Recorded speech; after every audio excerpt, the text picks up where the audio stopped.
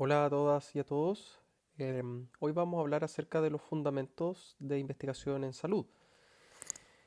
Em, Desde ese punto de vista, ¿qué es lo que nosotros entendemos como, o podemos entender como investigación específicamente aplicada a lo que es salud? Es una búsqueda exhaustiva, rigurosa y sobre todo sistemática, vale decir que tiene un método con un objetivo de probar o validar algún conocimiento, algún postulado o, como vamos a aprender más adelante, una hipótesis.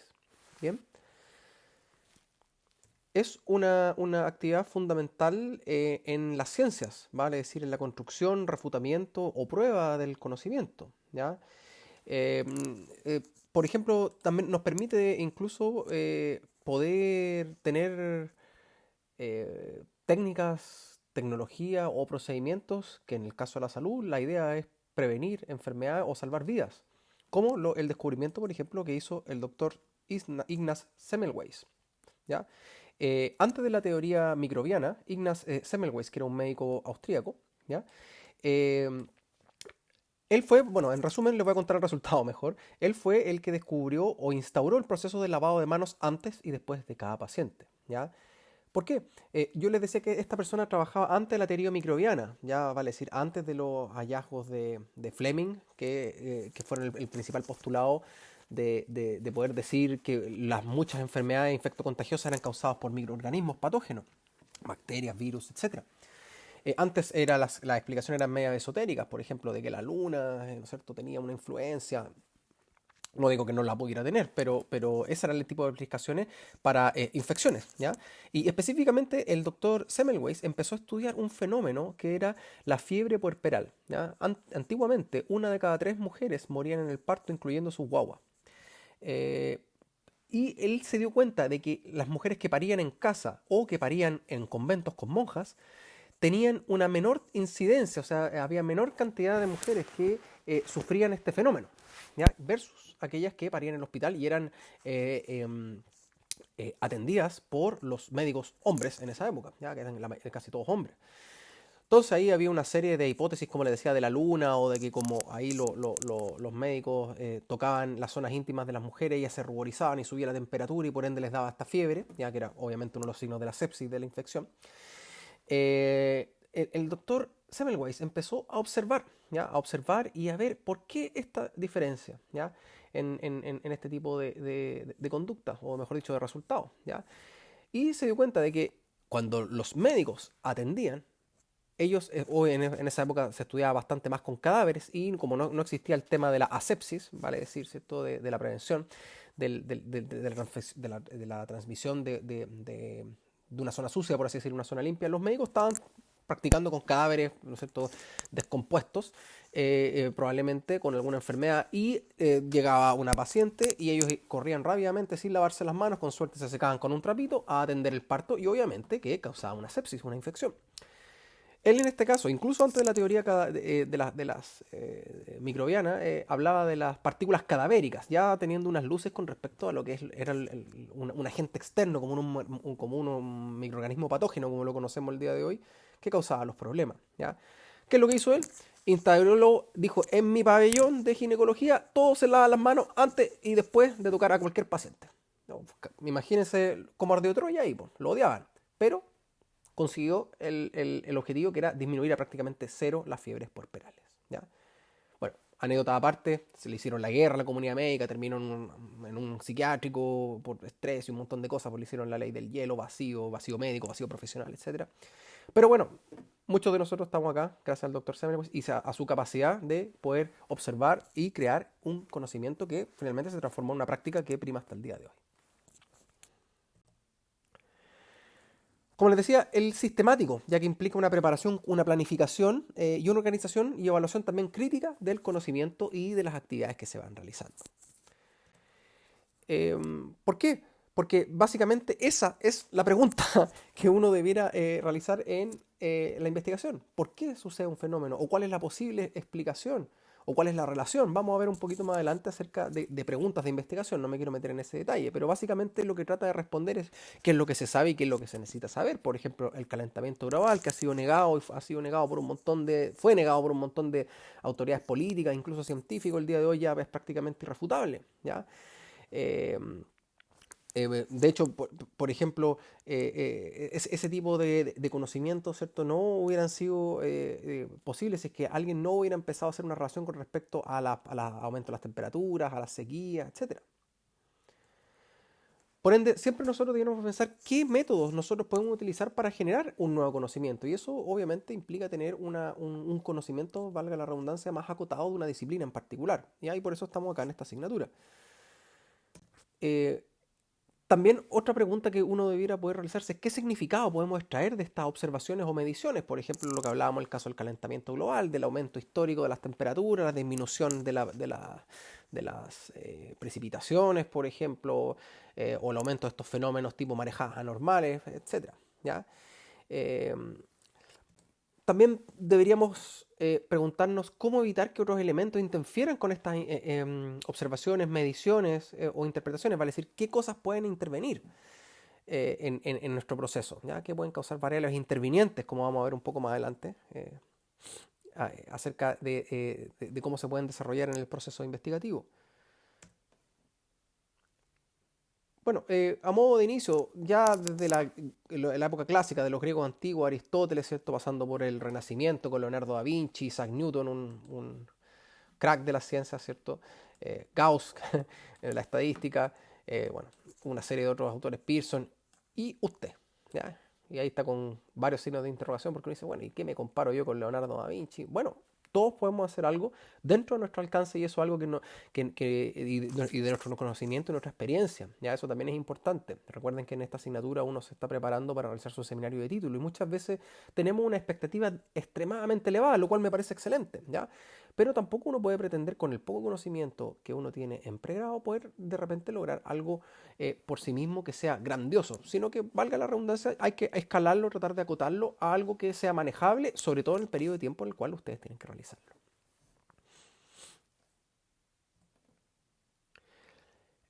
Bien, ya cuando ya entramos ya en un tema un poco más conceptual, vale decir, en la investigación tenemos básicamente dos tipos de grandes enfoques. El enfoque quali, ¿cierto? Que ve de alguna manera la observación de los fenómenos, sus cualidades, su calidad, sus características, del punto de vista de muchas veces subjetivo de las personas. Em, es el enfoque quali, ¿cierto? Y el enfoque, ¿cierto?, de cuantitativo, que es el enfoque de medición de fenómenos propiamente tal. Por ejemplo, en el caso, ¿no es cierto?, aquí podemos ver la clásica, ¿cierto?, Cantando bajo la lluvia, Singing in the Rain, con Fred Astaire. Si no la han visto, un clásico, pueden verla también. Donde obviamente ahí uno, ¿por qué está? Porque es algo bastante emotivo de cómo esta persona experimenta y baila bajo la lluvia, ¿cierto? Que sería algo netamente cual y donde yo le pregunto a esta persona, ¿qué sintió usted? ¿Ya? Versus cuántos milímetros cayeron en un tiempo o en un día determinado, ¿ya? Y obviamente hay un enfoque que en los últimos años se está ocupando bastante más, que es un enfoque un poco mixto, vale decir que tiene un poquito de lo quali y un poquito de lo quanti, ¿ya? En esta asignatura nosotros vamos a focalizar principalmente en el enfoque quanti, pero también vamos a pegar una mirada muy superficial a algunas cosas de lo que es quali, ¿ya?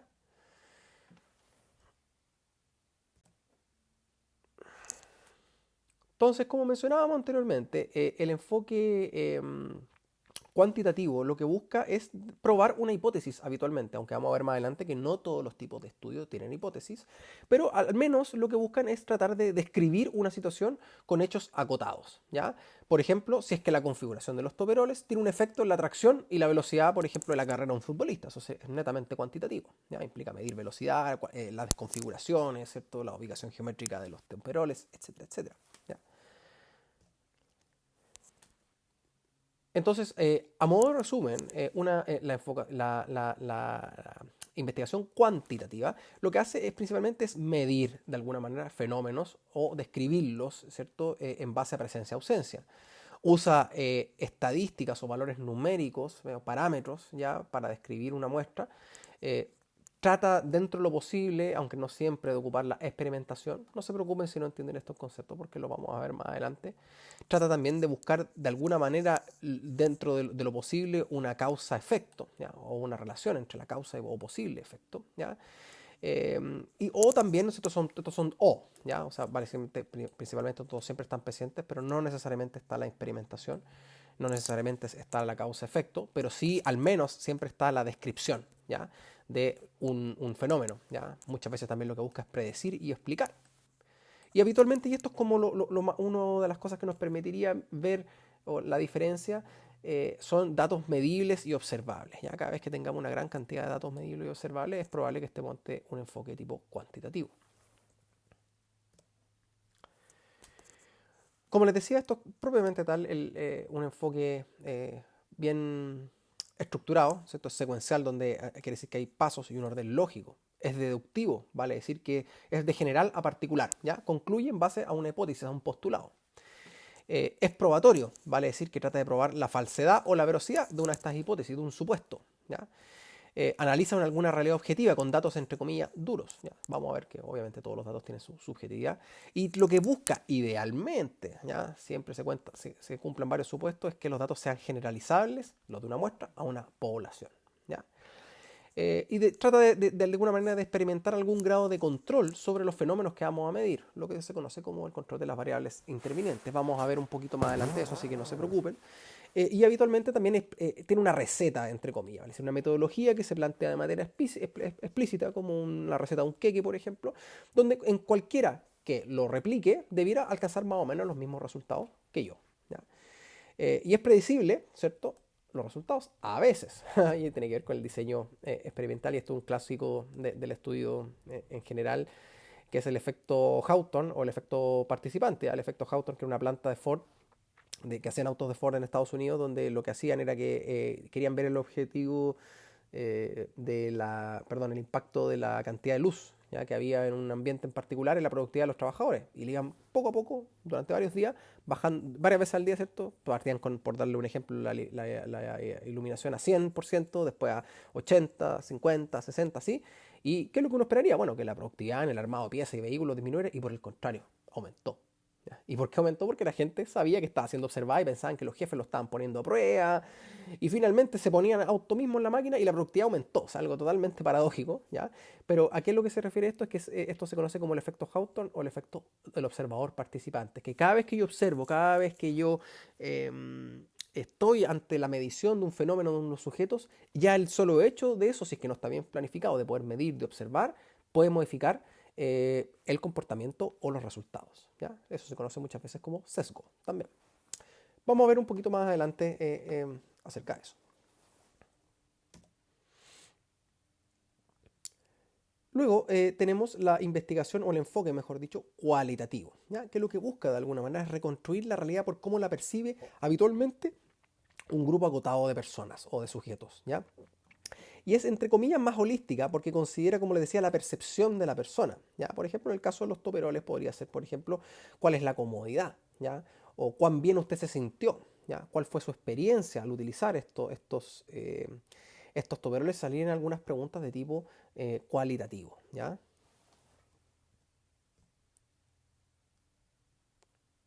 A modo de resumen, este enfoque lo que busca es, o mejor dicho, sus características, es que son muchas veces naturalistas, no interviene, sino que lo que busca es derechamente conocer cuál es la realidad que experimenta una persona, un sujeto en particular.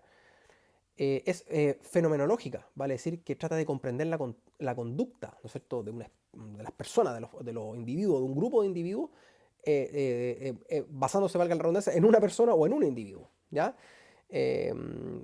Muchas veces utilizado en las ciencias las ciencias sociales como psicología o antropología, ¿ya?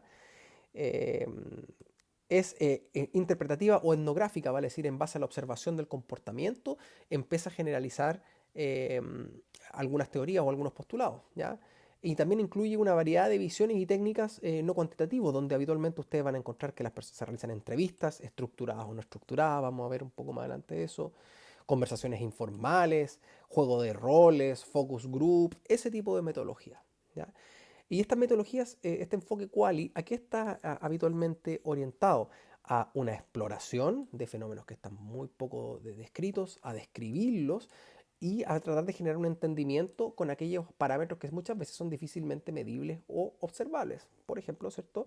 El grado de confort que experimenta una persona al ocupar un par de zapatos, ¿ya? Y como les decía, principalmente está enfocado en la experiencia que tienen las personas.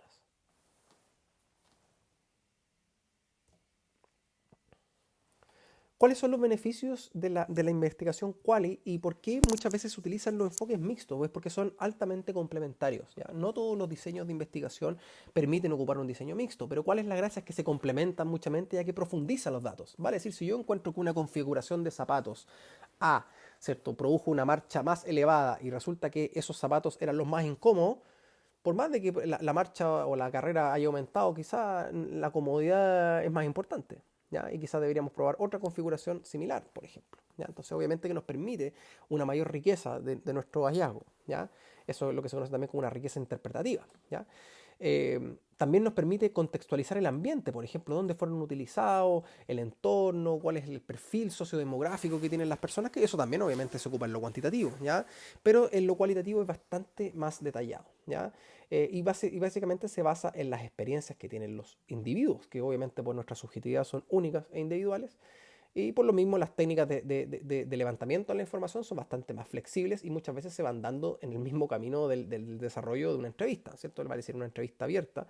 Yo voy preguntando, es una conversación prácticamente informal donde el investigador tiene algunas preguntas en mente, en realidad esa sería una semiestructurada, pero hay entrevistas no estructuradas donde uno pone, hablemos de este tema y lo que salga, sale, ¿ya? Entonces es bastante más flexible a un protocolo de investigación donde yo voy a medir ciertos parámetros y ciertas variables.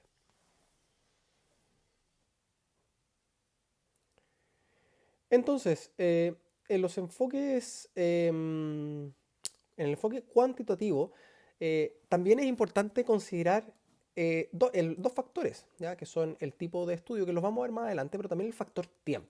Vale decir, yo puedo tener un diseño de tipo retrospectivo, ¿ya? Vale decir, donde yo parto desde un resultado que ya encontré, por ejemplo, que yo observe pacientes que tienen un tipo de cáncer y luego empiezo a mirar para atrás cómo fue la alimentación de esos pacientes, ¿ya?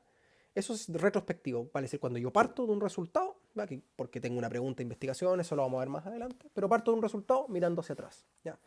Luego tenemos el enfoque prospectivo, vale decir, mirando hacia adelante, vale decir, donde yo sé que tengo, por ejemplo, un grupo de pacientes con, por ejemplo, un factor de riesgo y yo quiero observar y seguirlos en el tiempo para ver cuál es el resultado, por ejemplo, de un tratamiento, ¿ya? O, por ejemplo, de una dieta o de algún tipo de alimentación, ¿ya? Y puede que yo me di cuenta que algunos pacientes tengan cáncer, otros no, ¿cierto? Los que tienen alguna alimentación u otra, ¿ya? Prospectivo, es decir, es mirar hacia adelante. Yo tengo un grupo, ¿cierto?, de personas, de sujetos, y los voy mirando hacia adelante. Otro factor es el periodo del estudio, ¿ya? Vale decir,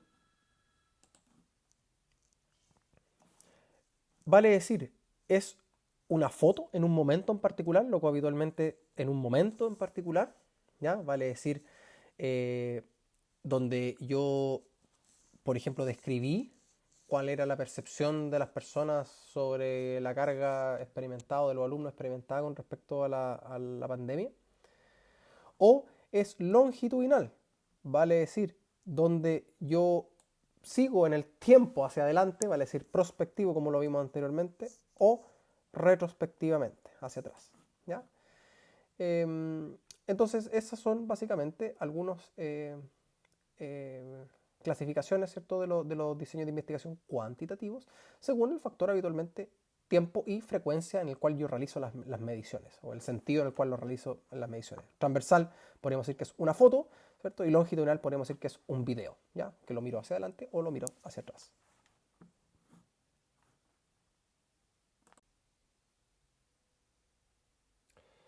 Entonces, otra manera por la cual nosotros lo podemos clasificar estos enfoques cuantitativos es con el grado de explicación o el grado, si bien digo, el grado de explicación que yo puedo atribuirle a la relación entre dos fenómenos, ¿ya? Vamos a partir de lo más alto, ¿ya? Vale decir, en la relación o los tipos, ¿cierto?, más elevados, por así decirlo, son estas relaciones explicativas, donde yo lo que trato de identificar es una relación causa-efecto de una variable sobre otra o de una sobre varias. ¿Ya? Por ejemplo, ¿cierto? Cigarrillo, cáncer de pulmón. ¿Ya? Ahí está, explicativo propiamente tal. ¿Ya?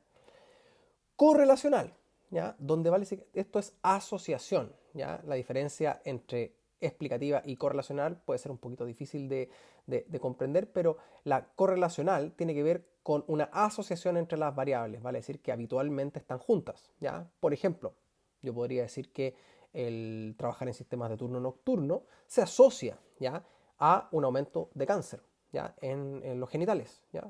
Eso es así, cáncer de mama en las mujeres, ¿cierto? De próstata en los hombres. Pero ¿lo causa? No. ¿Ya? Sí están asociados, vale decir, aquellas personas que están presentes en ese tipo de situaciones de trabajo habitualmente tienden a tener una mayor incidencia de eso. Ahora, ¿es la causa? No. ¿Puede contribuir? Probablemente sí. ¿Ya? Luego tenemos el peldaño de la descripción, ¿ya? O una investigación o un diseño tipo descriptivo, donde yo solamente describo las variables, describo cuáles son las características que tiene, por ejemplo, no sé, un estudio descriptivo, por ejemplo, podría ser un estudio donde yo describo cuál es el perfil antropométrico de los lanzadores de jabalina de la Universidad de Valparaíso. ¿Ya? Yo describo, ¿cierto?, cuáles son su altura, sus diferentes dimensiones corporales, etcétera, etcétera. Ya las describo, ¿ya? No estoy necesariamente asociándolas o correlacionándolas con otro factor, ¿ya? Por ejemplo, salud mental, ¿no es cierto? O lo que sea, ¿ya? Tampoco estoy explicando un fenómeno en particular, solamente estoy diciendo, miren, tengo estos datos que muestran cuáles son las dimensiones físicas que tienen las personas que lanzan jabalina en la Universidad de Valparaíso. Y luego tenemos el enfoque exploratorio, ¿ya? Donde son enfoques iniciales, donde hay un tema que tiene muy poca información, o es poco conocido, o es muy nuevo, y yo básicamente quiero investigar, es como una primera aproximación, ¿ya? Entonces, obviamente que desde acá, ¿cierto?, hasta acá, la relación causa-efecto va disminuyendo, ¿ya? Lo cual no quiere decir de que no sean valiosos, por cierto, cada uno depende de su nivel, ¿ya? Ahora, este tipo como les decía, de correlacional, ¿cierto? También se conoce muchas veces como, asociativo, ¿ya? Pero básicamente cada uno lo vamos a ver más adelante, cuáles son las limitantes de cada uno. Porque uno dice, ay, ¿por qué todos los estudios no tratan de explicar? Bueno, porque hay muchas limitantes que vamos a ver más adelante que no permiten muchas veces poder hacerlo. Entonces, algunos ejemplos. Recordemos que los estudios exploratorios tienen que ver cuando una variable o una situación, un fenómeno es poco estudiado o hay poco, ¿ya? Y eso obviamente depende de que haya una buena revisión bibliográfica, como vamos a ver un poco más adelante. Ya podríamos decir que un estudio exploratorio es como si uno va y visita un lugar sin haber leído, no saber nada, porque buscó y no hay nada, ¿ya? Acerca de un lugar, ¿ya? Y uno llega ahí y le pregunta al chofer del taxi, qué sé yo, de la micro, el bus, un montón de cosas acerca de conocer un poquito qué se puede hacer en ese lugar, ¿ya? Son primeras aproximaciones. Por ejemplo, aquí hay un ejemplo que probablemente haya bastante información, esto yo lo puse porque se me ocurrió algo raro, ¿ya? Pero por ejemplo, ¿cuál es la relación, o existe alguna relación entre el consumo de chicle y la fatiga de los músculos masticatorios? ¿Ya? Entonces, bueno, vamos a ver. Entonces ponemos de repente un par de personas, ¿cierto?, a mascar chicle y preguntarle, oye, ¿qué sientes? No, mira, sabes que no me cansa, sí me cansa, por ejemplo, ¿ya? Esto es bastante bien resumido, ¿ya? Eh, Descriptivo, por ejemplo, ¿no es cierto? La renta, ¿cierto?, de ciertos administradores va entre tanto y tanto, ¿ya? Yo describo, ¿cierto?, en una remuneración. Correlación, ¿cierto?, que es una relación entre dos o más variables, ¿ya? Sin necesariamente implicar causalidad. Por ejemplo, a mayor perímetro cintura, mayor riesgo cardiovascular, ¿ya? Eso es un hecho, ¿ya? Sin embargo, la explicación es que probablemente porque la persona, el sobrepeso, ¿cierto?, es el problema, ¿ya? Ahí todo lo que implica el sobrepeso o la obesidad, ¿ya? Esa es la relación causal, ¿ya? O más causal, podríamos decir. Y relación causa-efecto, ¿cierto? Ya derechamente donde A o X implica Y. Por ejemplo, ¿cierto? Fumar produce cáncer de pulmón, ¿ya? Eso es bastante sabido. Aquí hay unos ejemplos y probablemente hay bastante más.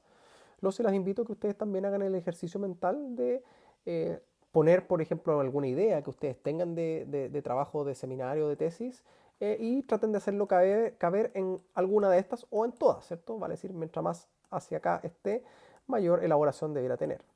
¿Bien?